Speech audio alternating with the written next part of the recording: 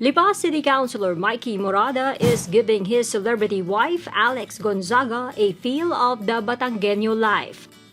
Lomi is life in this part of South Luzon, so Morada brought Alex to one of the humble Lomi houses in a barangay in the city. In Barangay Talisay, Morada also had Alex try the Chami. It's similar to the noodle dish pancit but with a kick because it is both sweet and spicy.